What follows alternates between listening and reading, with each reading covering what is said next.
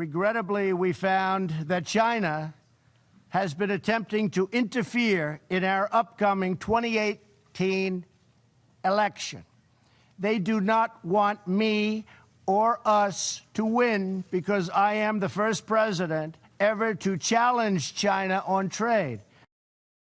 President Trump today chairing the UN Security Council, dropping that bombshell that China may be striking back against our trade policies by interfering in the upcoming election. Joining me now to discuss is General Jack Keane, Fox News senior strategic analyst.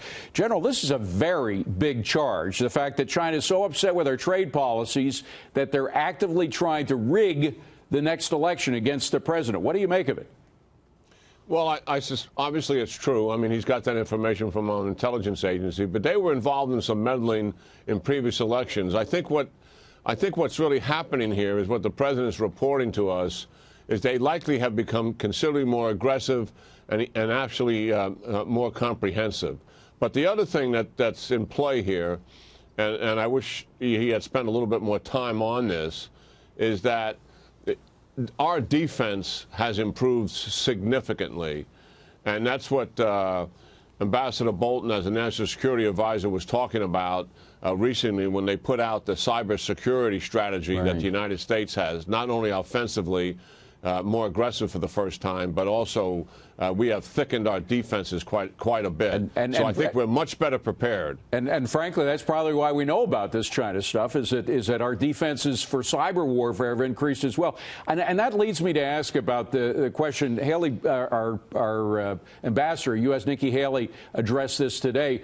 Whether the nations around the world, a lot of people, of course, were talking about the snickering that they did when the president was touting his successes yesterday at the UN. But in fact, the nations of the world, while they might not like Donald Trump, they respect the United States because of the fact that we've gotten the world order, or our role in it, so much better together.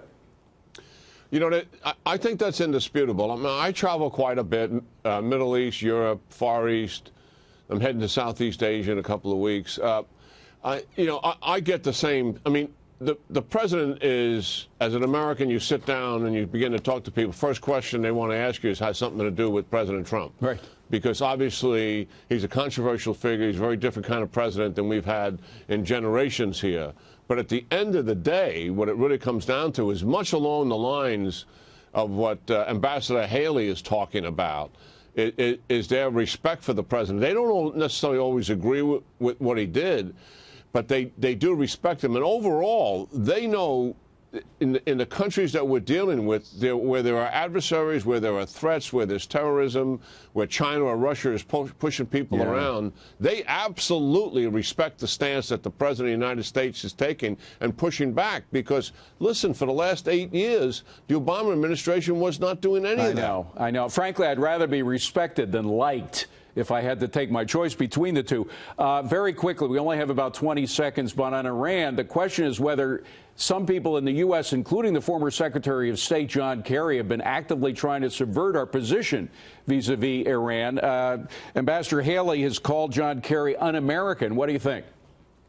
Oh, she's absolutely right. I mean, never seen anything like that in all my years. It's absolutely unseemly, irresponsible. He's trying to coat this thing and say he really wasn't doing anything wrong.